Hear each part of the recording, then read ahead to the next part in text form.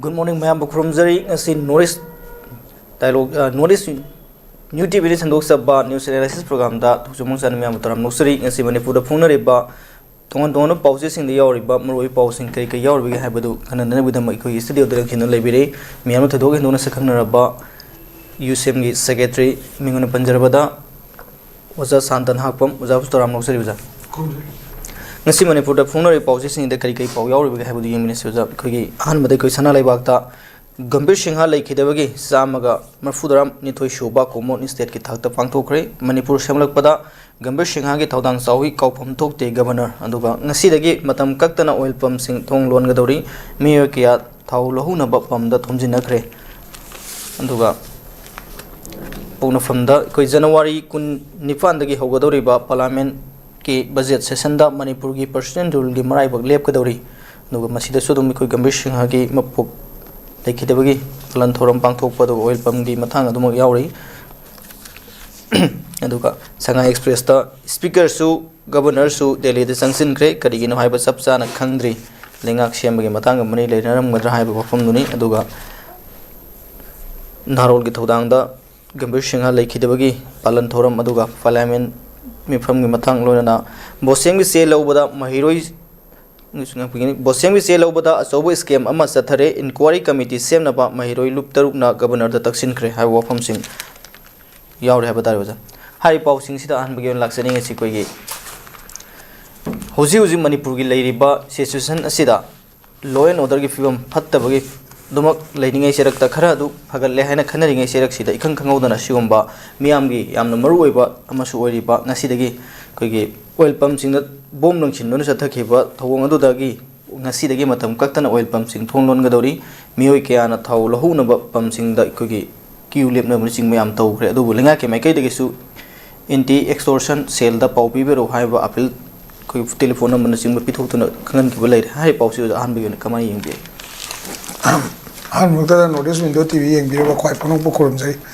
अखोइगी हौजिक लेइबा केनोसे extortion की problem जे सी अनौब नतेबको extortion की problem जे अनौब नते साइगी कमाय तौगे गांदा हंदकी हौगिबा 2023 की मे की डेट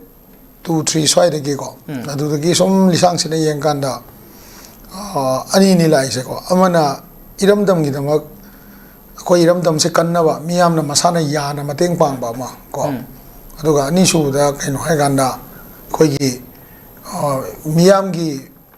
थबक थौरम तौबदा ngसाइगी कहे तारे लेरिबा चेंजरिबा इचिनाव मयामना तेंगमांगनी बसिनेबको अंदसिदा एक्सटोर्शन है तागदी मियामदगी यादना लौबा पैसादुबु नमदना पियोना नमफु आफु तौबु पोतु मदुबु एक्सटोर्शन हाइदोनेबा सी कमाइन तौगे गाना होजिकसे अखोइ मणिपुरदा कोनि याम आंगांग ओइरिङै हाइ तारे अखोइना पिकलिङै मतमदगी अखोइगी लालौबगी प्रॉब्लम से तुम लेरकपनिना साइगी कहे तारे चिंग द एक्सटोर्शन तौबा दे तम द तौबा देन किडनैपिंग दे लेना रेंसम डिमांड तौबा सी अदुम चनै हाइ तारे दगी होजि मणिपुर दा अनो बोइना चनरेसिना कैनो गंदा मीगी असोइबा थीरगा कनागुम्बा मगे असोइबा थीरगा मदु फारा गंदा पैसा गा यासनबगी कल्चर अमा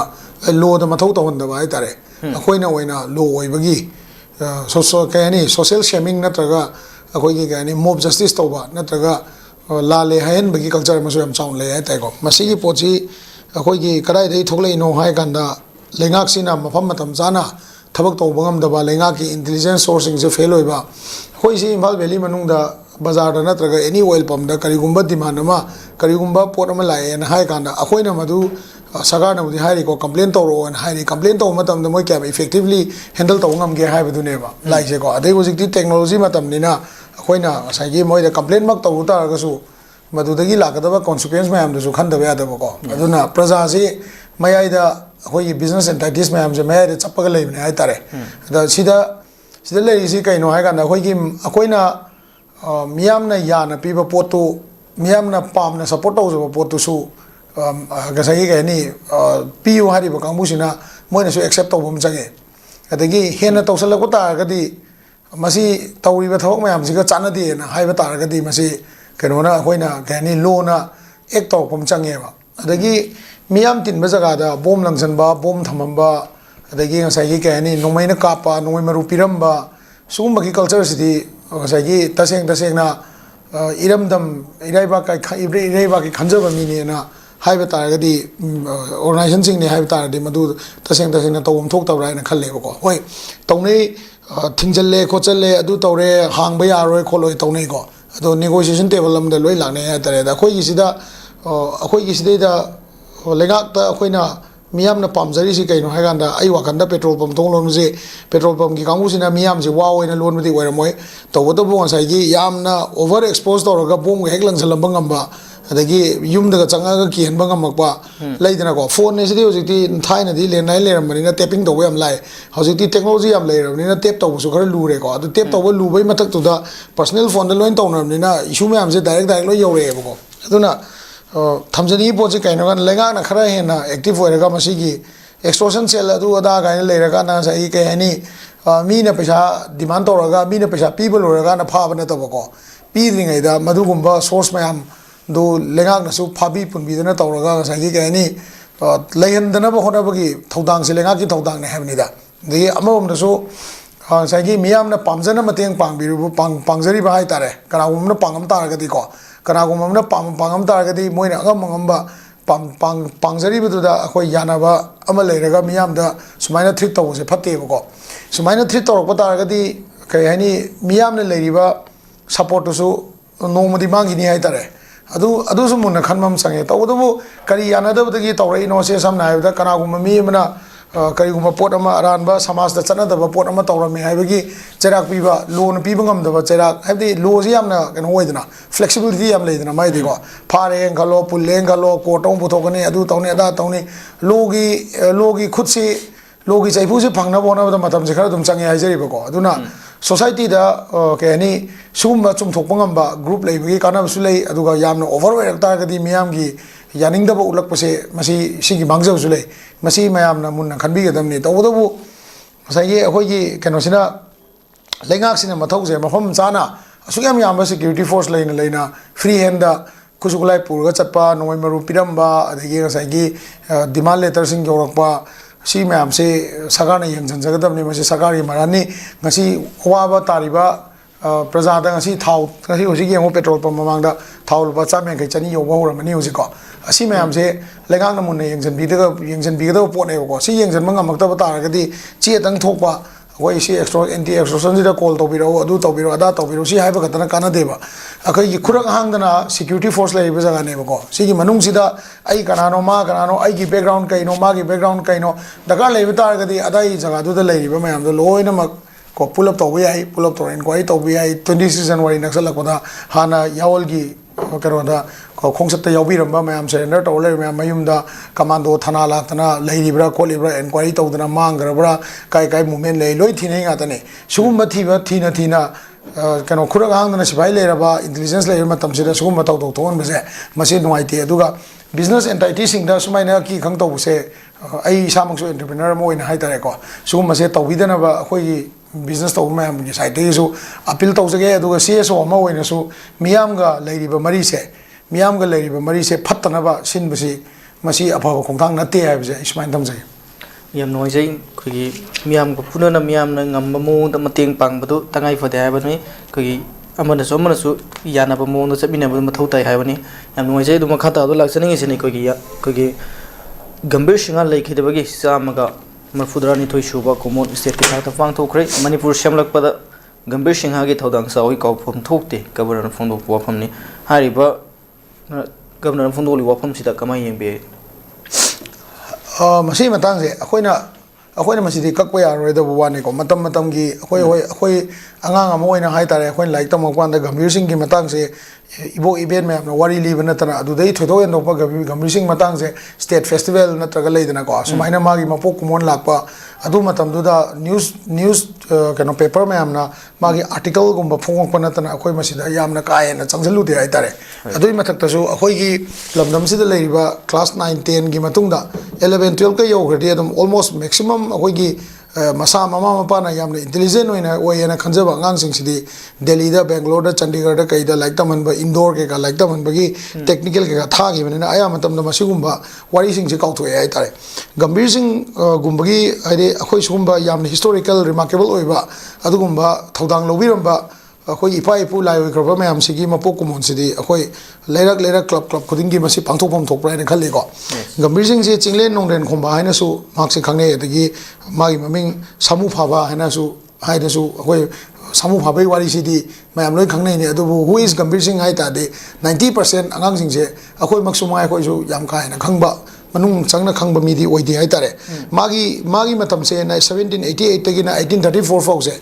si masi mai matam ne ko mak na fau ge se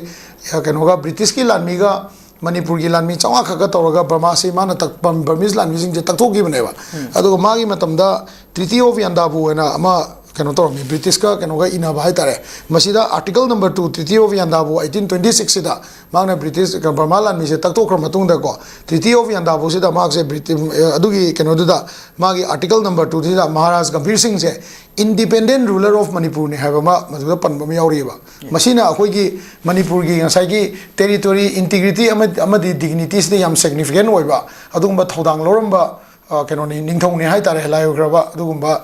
ningthong ne hai tare ko masina akhoi da tamba yari se kaino ga na ma akhoi uji governor na toba state festival toba state holiday toba si khaktana akhoi se yarak toba matang am lae ba to Maharaj Gambhir Singh gi mapok kumon si akhoi gi kano na CSO khana su yam chaw na ide mafam da chatta na prachar hai tare sini akhoi lei lebak se smile mani smain tor mani hai pochima akhoi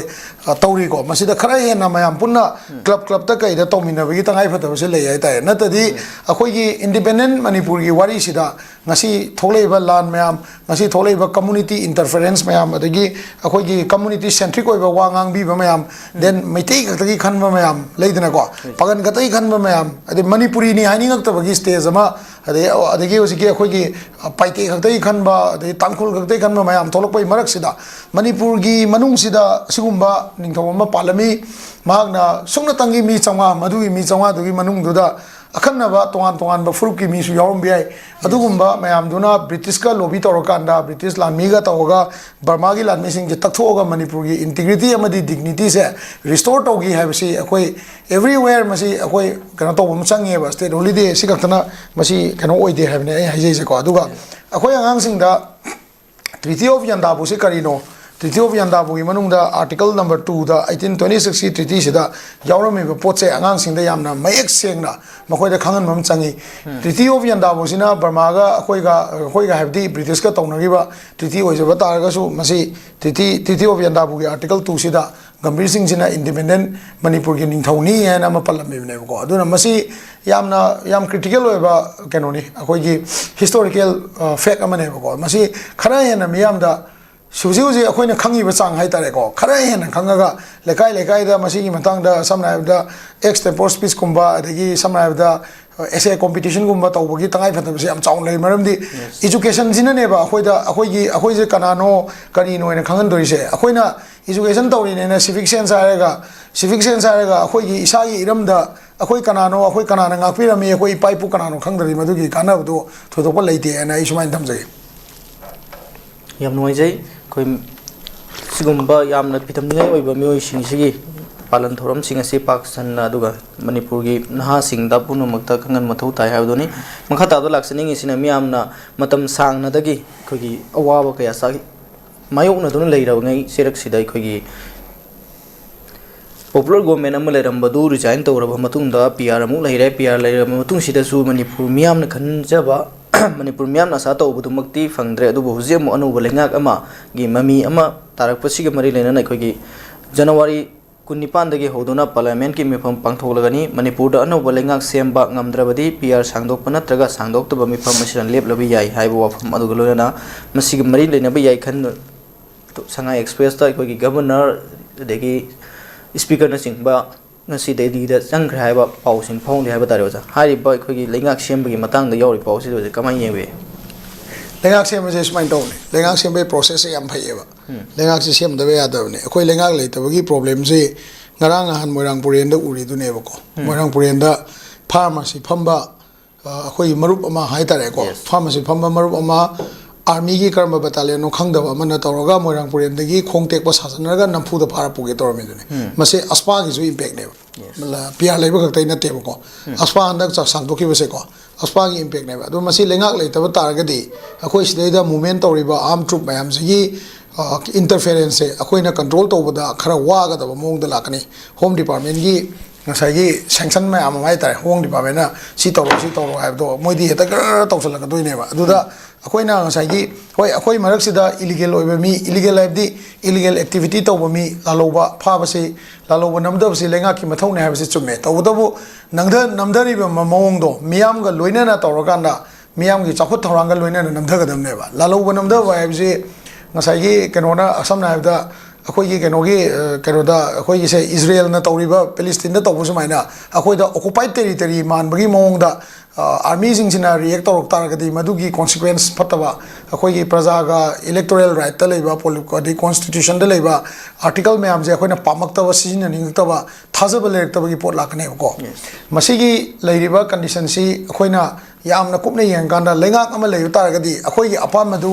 अखोइगी अपामदु state की administration ना control तौ ngамगदरा हाइबसिनेबा मियामना हुजिक पामनरी से हुजिक यंगो नोइगी अखोइगी सिगी अयांगपली लंबीदा लेरिबा फिबम then अखोइगी खोंगामपाट लंबी लेरिबा फिबम मंत्रीपुगी लंबीदा लेरिबा फिबम then अखोइगी थांगोइबनगी मनुंगदा यंगो अदगी अतोप अतोप जगह कनोदा अखोइगी यारिपोकता यंगो मफमदा लेरिबा सिंगसे अखोइगी leader दो लेबा तारगदी मखोइने एनियाव तौदना even कहेनिको local area fund और को नबु तौरसु मोई नकनबा कॉन्ट्रैक्टर सिंग तौरगा पीडब्ल्यूडी केगा तौदना अखोइ लंबी सेंबा मई नुंगायन बई कंडीशन से तौरिबनेबा होय पीआर गवर्नमेंट सिना मथौ तौदे हाइबदी पुरा तौदे हाइबदी यारोय अदु अखोइ एक्सपेक्टेशन दुदी यौदेबा मरमदी कइनोदा ngarang han कनोदा अखोइ फॉक चाउर तौब मतमदा मदुगी ओइबा proper कनो लेते होय एनआईए द पीएनए खोलनी बुदी हाइको अदुगी प्रॉपर कॉन्सिक्वेंस लेते होजी ngarang han हाइरोक तौगिबा exhibition हाइगद्रा एक्सपो हाइजरा नत्रगा एक्सरसाइज हाइजरा को अदुगी पोतुगी अखोइदा कई हनी प्रायर इन्फॉर्मेशन लेते प्रजादा इन्फॉर्मेशन लेते हेरो प्रजाना हाइ मतुंगी नको सुगुम्बा तौरिबा थबक मयाम से लेंगाक लेबा तारगदी मसी इकोनॉमिकली गतनतना अखोइगे लेबाक सिदा शांति पुरकपदा हेना खुमांग जाक्सनगद्रा हाइबदुनी अदुबो लेंगाक लेबगी मांगजबा अमसु लाकपे आइ लेंगाक लेबगी मांगजबा सि कलाइदा लाक्तोइनो ना हायकांदा ngसाइगी हुजिकसे अखोइदा 2026 सिदा सेंसस अमा तौदोइ तौरिसेको सिगी सेंसस से तौ मतमदा इफ लोकल एमएलए जिंगसे लोइनमक एक्टिव ओइरक तारगदी अखोइदा साइकोट को साइकोट चोचानपुर कांगपोकपी माउ मरामपुर पोमता से सिगी लेरिबा जगह सिंगसिदा अखोइ हाना पॉपुलेशन सर्च से ओवर ओइना लेरे हाइबसी अखोइदा मयक सेंगना लेरबनेबा अदुना माई मागी एमएलए लेताडी 21 दा तौगिबा सेंसस से 21 दा तौगिबा सेंसस सिदा माउ मरामपुर पोमता मसिंग सुसी थीदबिदा mummy मसिंग हापसलगा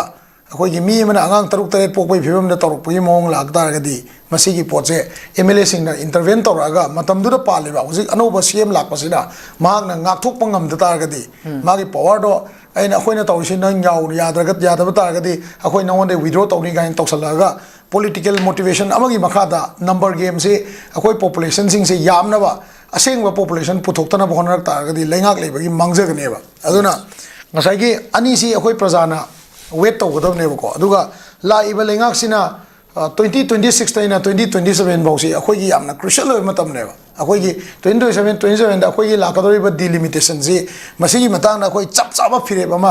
hey अखोइ हाइसे delimitation तौबदा valley the लेबा मफम जे मांगसु मांगजजनु कइसु काइदे अदुबु नियम चुमना असेंगबा पॉपुलेशन दुइ मतुंगिना मांगनजे हाइबनेबा ngasi अखोइ डिलिमिटेशन तौगाना अखोइगी मफम अनि मांग तागसु अखोइ चाही कुंठा लेगाना मु अखोइ मफम अनि मु हंजनबसु आइ पॉपुलेशन न तौरक पोने सिदिको अदुना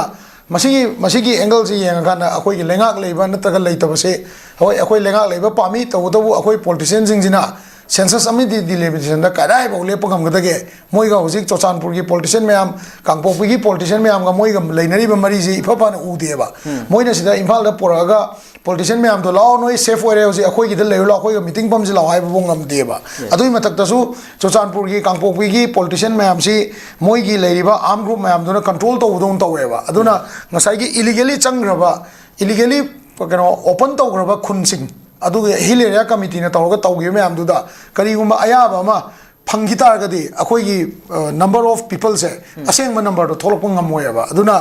ꯂꯩꯉꯥꯛ ꯂꯩꯕꯅ ꯐꯕ꯭ꯔꯥ ꯂꯩꯇꯕꯅ ꯐꯕ꯭ꯔꯥ ꯏꯐ ꯂꯩꯒꯦ ꯍꯥꯏ ꯇꯥꯔꯗꯤ ꯑꯩꯈꯣꯏ ꯄꯣꯂꯤꯇꯤꯁꯤꯌꯟ ꯃꯌꯥꯝꯁꯦ ꯀꯃꯤꯠꯃꯦꯟ ꯑꯃ ꯄꯥꯝꯃꯦꯕ ꯄ꯭ꯔꯖꯥꯅꯀꯣ ꯀꯃꯤꯠꯃꯦꯟꯁꯤ ꯀꯩꯅꯣ ꯍꯥꯏ ꯀꯥꯟꯗ ꯁꯦꯟꯁꯁꯁꯤ ꯇꯧꯕ ꯃꯇꯝꯗ ꯁꯦꯟꯁꯁ ꯇꯧꯕ ꯃꯇꯝꯗ ꯆꯨꯔꯆꯥꯟꯄꯨꯔ ꯀꯥꯡꯄꯣꯛꯄꯤ ꯀꯣ ꯁꯥꯏꯀꯣꯠ ꯐꯦꯔꯖꯣꯜ ꯁꯤꯒꯤ ꯖꯒꯥꯁꯤꯡꯁꯤꯗ ꯑꯣꯔꯤꯖꯤꯅꯦꯜ ꯁꯦꯟꯁꯁ ꯇꯧ ꯑꯁꯦꯡꯕ ꯁꯦꯟꯁꯁ ꯇꯧꯕ ꯌꯥꯅꯕ ꯑꯗꯨꯒꯨꯝꯕ ꯑꯦꯛꯇꯤꯚꯤꯇꯤꯗꯨ ꯇꯧꯕ ꯃꯇꯝꯗ ꯃꯈꯣꯏꯒꯤ ꯑꯦꯝ ꯑꯦꯜ ꯑꯦꯁꯤꯡꯁꯤꯅ ꯑꯌꯦꯠꯄ ꯄꯤꯗꯕ ꯉꯝꯍꯟꯒꯗꯕ ꯁꯤ ꯑꯦꯝ ꯑꯃꯗꯤ ꯗꯔꯀꯥꯔ ꯑꯣꯏ ꯍꯣꯝꯒꯤ ꯃꯤꯅꯤꯁꯇꯔ ꯑꯃ ꯗꯔꯀꯥꯔ ꯑꯣꯏ ꯑꯗꯨꯒꯨꯝꯕ ꯑꯦꯝ ꯑꯦꯜ ꯑꯦꯁꯤꯡꯗꯨ ꯗꯔꯀꯥꯔ ꯑꯣꯏ ꯑꯗꯨ ꯅꯠꯇ꯭ꯔꯗꯤ ꯑꯩꯈꯣꯏꯅ ꯂꯩꯉꯥꯛꯁꯦ ꯁꯦꯝꯖꯤꯜꯂꯨꯔꯀꯥꯟꯗ ꯑꯁꯣꯝ ꯅꯥꯀꯟꯗ ꯆꯪꯉ ꯌꯦꯡꯕꯁꯨ ꯌꯥꯗ ꯅꯣꯏꯗꯤ ꯃꯩꯇꯩꯅꯦꯅ ꯆꯪꯕꯁꯨ ꯌꯥꯗ ꯑꯗꯣ ꯑꯁꯣꯝꯗ ꯄꯣꯄꯨꯂꯦꯁꯟ ꯁꯦꯟꯁꯁ ꯊꯤꯔꯤꯉꯩꯗ ꯃꯣꯏꯅ ꯐꯝꯃꯒ ꯅꯝꯐꯨꯗ ꯑꯗꯨꯝ ꯇꯧꯁꯜꯂꯒꯗꯤ ꯑꯗꯨ ꯑꯣꯏꯇꯥꯔꯒꯗꯤ ꯃꯗꯨꯒꯤ ꯑꯆꯧꯕ ꯄ꯭ꯔꯣꯕ꯭ꯂꯦꯝ ꯑꯃ ꯍꯌꯦꯡ ꯂꯥꯛꯀꯅꯤ ꯑꯗꯨꯅ ꯉꯁꯥꯏꯒꯤ ꯑꯦꯝ ꯑꯦꯜ ꯑꯦ ꯀꯨꯟꯊ꯭ꯔꯥ ꯅꯠꯇ꯭ꯔꯒ contra ꯂꯩꯉꯥꯛ ꯁꯦꯝꯕ ꯃꯇꯝꯗ ꯃꯗꯨꯒꯤ ꯀꯃꯤꯠꯃꯦꯟꯗꯣ ꯂꯩꯇ ꯇꯥꯔꯗꯤ ꯂꯩꯉꯥꯛꯇꯣ ꯁꯦꯝꯗꯕꯤꯗ ꯑꯩꯈꯣꯏ ꯋꯥꯔꯁꯨ ꯋꯥꯅ ꯈꯥꯡꯕꯅ ꯐꯕ꯭ꯔꯥ ꯑꯗꯨꯒ ꯁꯦꯝꯕ ꯇꯥꯔꯒꯗꯤ ꯃꯤꯌꯥꯝꯗ ꯑꯗꯨꯒꯨꯝꯕ ꯀꯃꯤꯠꯃꯦꯟ ꯑꯃ 2026ꯇꯒꯤ ꯁꯦꯟꯁꯁ ꯇꯧꯅꯦꯅ ꯄꯩꯁꯥ ꯀꯥꯏꯊꯣꯛꯈ꯭ꯔꯕꯅꯦ ꯑꯗꯣ ꯑꯩꯈꯣꯏꯅ ꯐꯅ NRC ꯂꯩꯇ꯭ꯔꯤꯉꯩꯗ NRC ꯇꯧꯗ꯭ꯔꯤꯉꯩꯗ ꯁꯦꯟꯁꯁ ꯇꯧꯕꯤꯌꯨ ꯍꯥꯏꯇꯥꯔꯁꯨ ꯂꯩꯉꯥꯛꯅ ꯇꯧꯒꯦ ꯍꯥꯏꯔꯗꯤ ꯅꯝꯐꯨꯗ ꯁꯨꯝ ꯇꯧꯔꯛꯀꯅꯤ ꯑꯩꯈꯣꯏꯅ ꯀꯩꯁꯨ ꯊꯤꯡꯉꯝꯃꯣꯏꯕꯀꯣ ꯑꯗꯨꯅ ꯂꯥꯛꯏꯕ ꯄꯣꯠꯁꯤꯗꯤ ꯀꯩꯅꯣ ꯍꯥꯏ ꯀꯥꯟꯗ ꯑꯩꯈꯣꯏ ꯀꯃꯤꯠꯃꯦꯟ ꯑꯃ ꯃꯊꯧ ꯇꯥꯏ ꯄꯣꯂꯤꯇꯤꯁꯤꯌꯟ ꯃꯌꯥꯝꯗꯒꯤ ꯃꯅꯤꯄꯨꯔꯤꯅꯦ ꯍꯥꯏꯖꯕꯒꯤ ꯀꯃꯤꯠꯃꯦꯟ ꯃꯅꯤꯄꯨꯔꯤꯅꯦ ꯍꯥꯏꯖꯕꯒꯤ ꯀꯃꯤꯠꯃꯦꯟꯁꯤꯗ ꯀꯩꯅꯣ ꯍꯥꯏꯔꯀꯥꯟꯗ ꯃꯅꯤꯄꯨꯔꯤ ꯑꯃ ꯑꯣꯏꯅ ꯑꯩꯈꯣꯏꯒꯤ ꯃꯔꯛꯇ ꯂꯩꯕ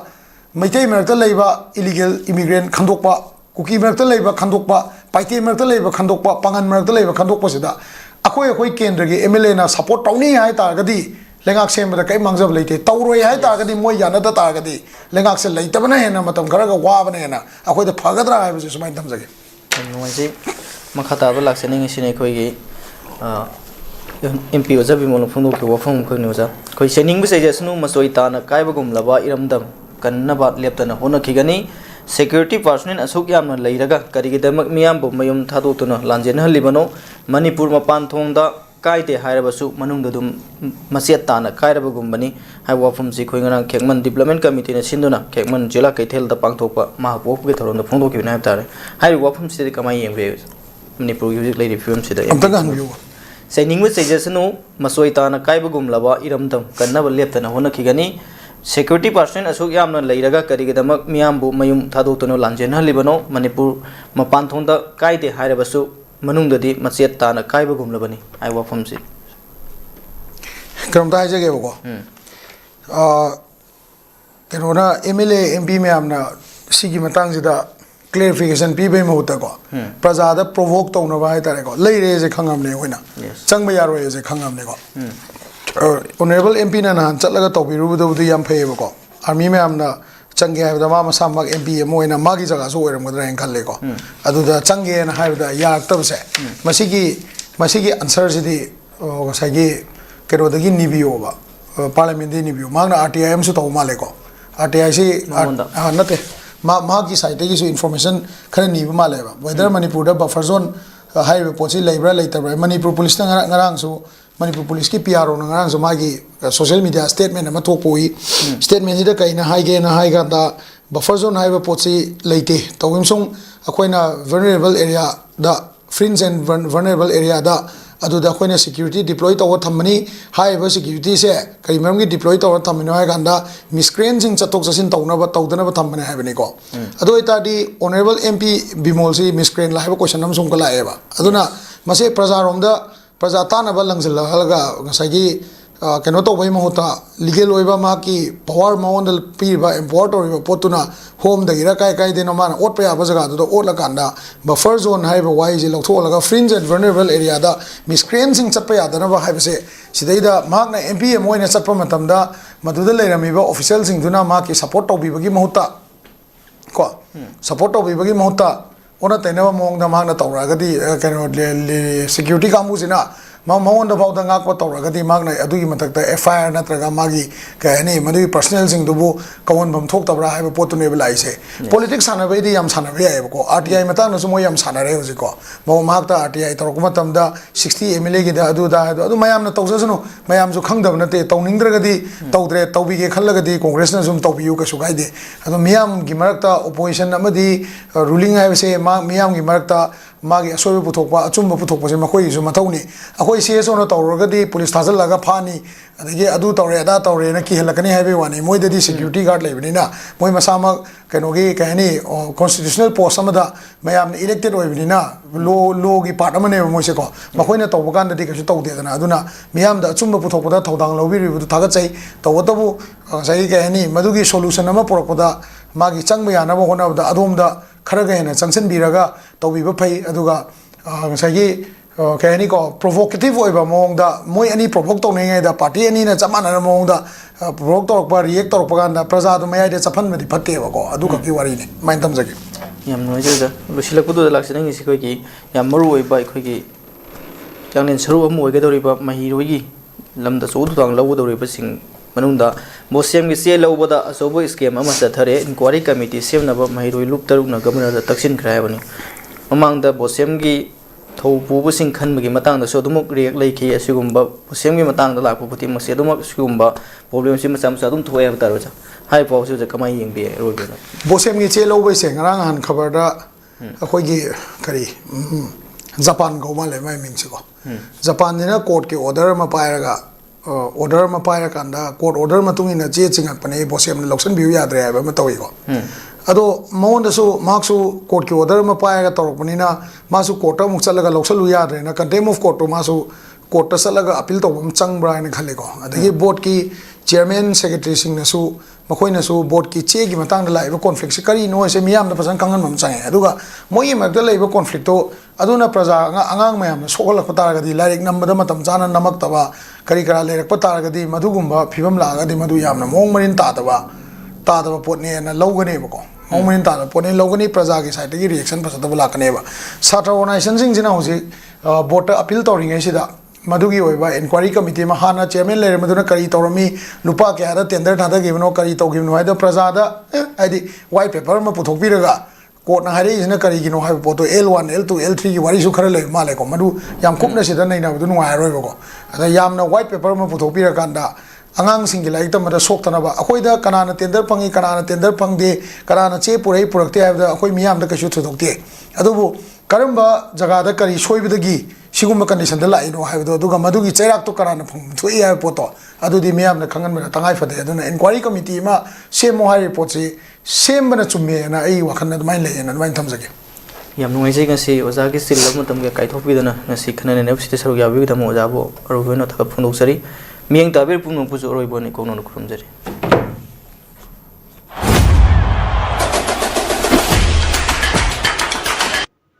ꯐꯨꯠꯕꯣꯜꯕꯨ ꯊꯋꯥꯏ ꯍꯛꯆꯥꯡ ꯌꯥꯎꯅ ꯄꯥꯝꯂꯤꯕ ꯃꯤꯑꯣꯏꯁꯤꯡꯒꯤꯗꯃꯛꯇ ꯌꯥꯝꯅ ꯅꯨꯡꯉꯥꯏꯔꯕ ꯄꯥꯎ ꯑꯃ ꯄꯨꯗꯨꯅ ꯂꯥꯛꯆꯔꯤ ꯃꯗꯨꯗꯤ ꯐꯥꯔꯁ CPC trophy 9A side state level open football tournament ꯑꯃ ꯂꯥꯛꯂꯤꯕ ꯀꯨꯝꯖꯥ 2026ꯀꯤ ꯖꯅꯋꯥꯔꯤꯒꯤ ꯇꯥꯔꯤꯛ 19ꯗꯒꯤ ꯍꯧꯗꯨꯅ ꯆꯤꯡꯌꯥ ꯄꯤꯄꯜꯁ ꯀ꯭ꯂꯕ ꯌꯥꯏꯔꯤꯄꯣꯛ ꯅꯤꯡꯊꯧꯅꯥꯏ ꯆꯤꯡꯌꯥ ꯂꯩꯀꯥꯏꯅ ꯁꯤꯟꯗꯨꯅ ꯅꯤꯡꯊꯧꯅꯥꯏ playground ꯄꯥꯡꯊꯣꯛꯂꯒꯅꯤ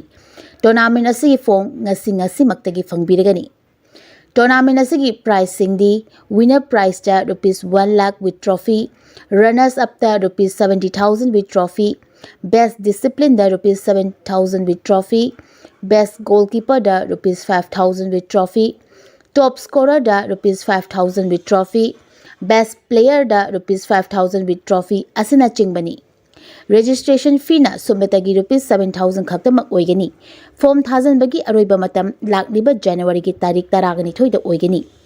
manager meeting na January ki tarik 15 da oigani akuppa marol gi damakta pizariba contact number sing asida paw fawbirau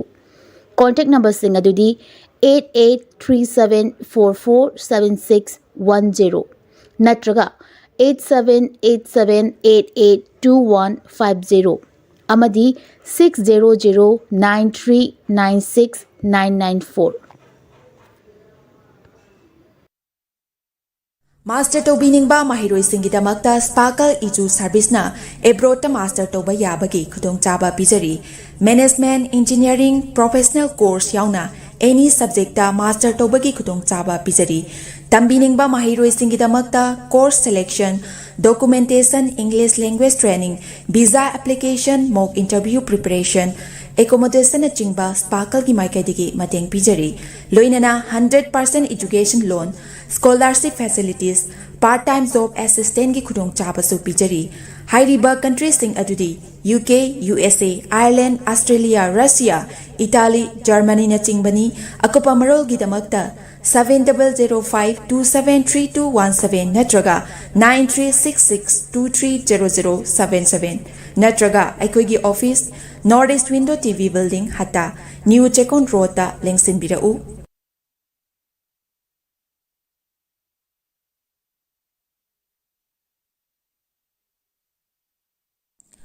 Class 12 amasung graduate loiraba mahiro singi damakta Germany da hospital program tamba yabagi khudong chaba pisari hairiba program sing adudi ahanbada accountancy hairiba stream asida tamnabagi damakta commerce background leibaga loinana 60% fangba oigedabani ani subada hotel management hairiba stream asida tamnabagi damakta any stream da 50% fangba oigedabani ahum subada electronic engineering hairiba stream asida tamnabagi damakta physics chemistry maths background leibaga loinana 60% fangba oigedabani mari subada mechatronic engineering hairiba stream asida tamnabagi damakta physics chemistry maths background leibaga loinana 60% fangba oigedabani manga subada construction engineering hairiba stream asida tamnabagi damakta physics chemistry maths background leibaga loinana 60% fangba oigedabani taruk subada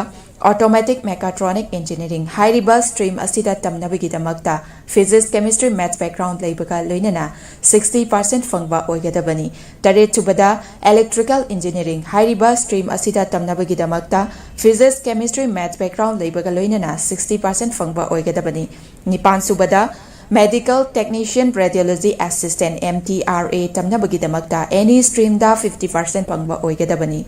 mapan subada medical assistant amasung tara subada nursing hariba sing asi tamnabagi damakta 12 natraga graduate loiraba singna apply toba yagani loinana